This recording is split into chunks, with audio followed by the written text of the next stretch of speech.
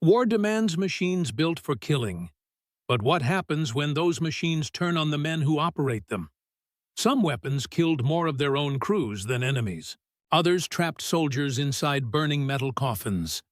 Today we count down the 10 most dangerous weapons to their own troops in the Second World War. These are the machines that terrified the men forced to use them. From design flaws to deadly failures, these weapons made heroes of the crews who survived them. Number 10. M4 Sherman Tank. The Sherman earned nicknames no tanker wanted to hear. Early models stored ammunition in the hull sides. One penetrating hit could ignite the entire stock. The crew had seconds before the tank became an inferno. At Normandy, Shermans faced German guns they could not match. The 75mm gun could not stop heavy German armor. But German shells tore through Sherman plates like paper. When ammunition cooked off, crews had no chance to escape. This was the moment the tank became a death trap. Later models added safer ammunition racks with water protection. But thousands of tankers died learning those lessons. The Sherman won through numbers, not safety. Number 9. Panzer IV. Early models. German engineers built the Panzer IV with riveted armor.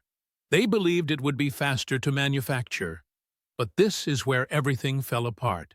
When shells struck the hull, even without penetrating, the rivets snapped loose inside.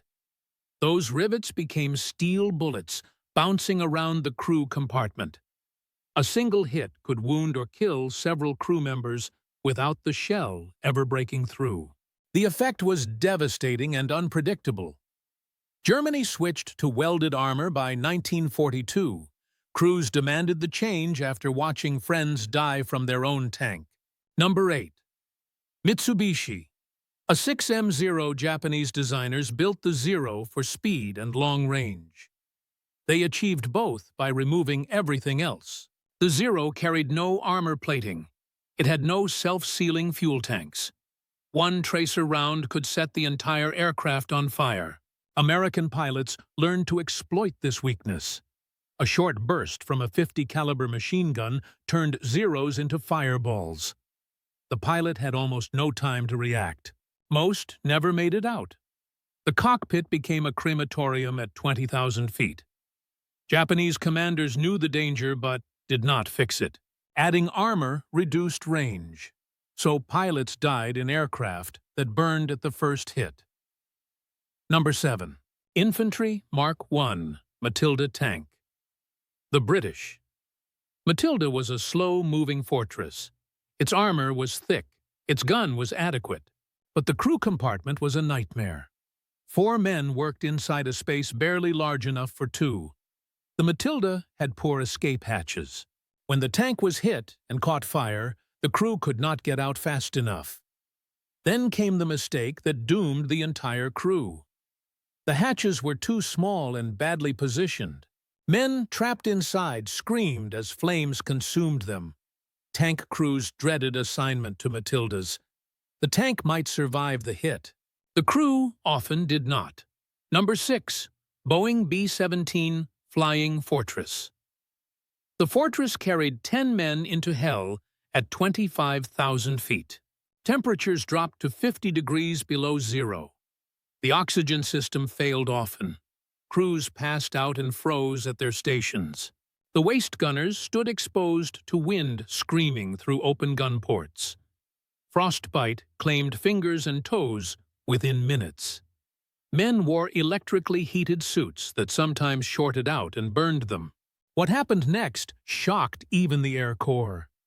On long missions, crew members were found dead at their posts, frozen solid. The ball turret was the worst position. The gunner hung below the aircraft in a tiny metal sphere. If the hydraulics failed, he was trapped. If the landing gear was damaged, he was crushed on landing. Ground crews sometimes had to wash out the remains. Number 5. Tiger I Heavy Tank. The Tiger terrified Allied tank crews. Its 88mm gun could kill any tank at long range. Its armor was nearly impossible to penetrate from the front. But the Tiger killed its own crews through catastrophic mechanical failure. The transmission failed constantly. The final drives cracked under the tank's enormous weight. This is where the nightmare truly began. Crews abandoned more Tigers than were destroyed in combat. A British study found 44 Tigers destroyed or abandoned by their own crews. Only 11 were confirmed destroyed by enemy fire. The engine overheated during long operations. Cooling fans failed. Fires erupted without warning. Tigers burned from the inside out. Crews learned to bail out at the first sign of smoke. The Tiger was deadly, but not to the enemy. It was most dangerous to the 5 men trapped inside when the engineering failed. Number 4. T-34 tank early models. Soviet designers created the T-34 to be simple and easy to produce. They succeeded, but early models carried a fatal flaw that killed thousands of tankers. The turret had only one hatch. It was heavy, awkward, and slow to open. Crews called it the stuffed bun. But this is where everything fell apart. When the tank was hit and caught fire, 4 men tried to escape through one small hatch. The loader had the worst chance of survival. He sat farthest from the exit. Burning diesel spread across the floor. The single hatch became a bottleneck of screaming men climbing over each other. Most died within moments. The crew had almost no time to escape. Soviet tankers begged for better hatches. The change came in 1942. By then, tens of thousands had died. The T-34 was a brilliant design, but the early models were coffins on tracks. Survivors remembered the screams of men trapped below them as they climbed toward the light. Number 3. M3 Lee Grant medium tank. American factories rushed the Lee into service in 1941. It was tall, it was awkward, and it carried one design flaw that killed crews in horrific ways. The armor was riveted, not welded. Then came the mistake that doomed the entire crew. When German shells struck the Lee, even without penetrating, the shock ripped rivets loose. Those rivets, the size of heavy bullets, ricocheted through the crew compartment at lethal speed. Men died from their own tank.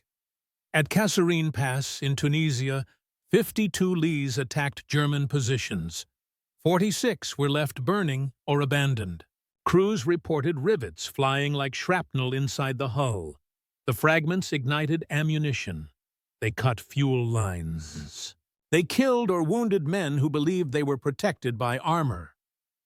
Radio calls turned to silence. British tankers called it a death trap. Soviet crews called it the grave for 6 brothers. The Lee served barely a year before withdrawal, but hundreds of tankers died, learning that rivets did not belong in modern armor. Number 2. Brewster F2A Buffalo. The Buffalo was the Navy's first monoplane fighter. It looked modern. It looked fast. It was neither. By 1941, it was obsolete. But Marine Corps pilots at Midway had no choice. They had to fly it. On June 4, 1942, 21 Buffaloes launched to defend Midway. The Zeros, escorting the bombers, attacked them at once. What happened next shocked every commander watching. 13 Buffaloes were shot down in minutes. Only 2 remained flyable after the battle. 15 Marine pilots died that morning. The Buffalo was slow, poorly armed, and easy prey. One surviving pilot wrote that any leader who sends a pilot into a Buffalo should consider the pilot lost before takeoff. This was the moment the aircraft became a flying coffin. The landing gear collapsed on hard carrier landings. The engine overheated constantly. Pilots called it a death sentence. The Buffalo killed more American pilots through poor design than it ever killed Japanese. It was withdrawn after Midway and scrapped. Number 1. Messerschmitt Me 163 Comet. The Comet was the fastest aircraft of the Second World War. It could climb to 30,000 feet in under 3 minutes. It used a rocket engine powered by 2 volatile fuels. When those fuels touched skin, they dissolved flesh to the bone. This is where the nightmare truly began. Ground crew died when fuel tanks exploded during loading. Pilots who crashed with fuel remaining were dissolved alive in their cockpits. One pilot, Joseph Pose, crash-landed after a fuel line ruptured. Rescue crews found him burned beyond recognition. The Comet had only 8 minutes of powered flight. After that, pilots glided back with no engine and no escape if enemy fighters found them. Landing was deadly. The skid failed often. Fuel tanks ruptured on impact. Flames raced through the cockpit in an instant. The Comet scored 9 confirmed kills, but 10 Comets were lost in combat. At least 9 more pilots died in fuel accidents. Ground crew casualties remain unknown. The tragedy forced designers to rethink everything. The Comet killed more Germans than enemies. Its wreck still tells the story of the most dangerous weapon ever given to a pilot.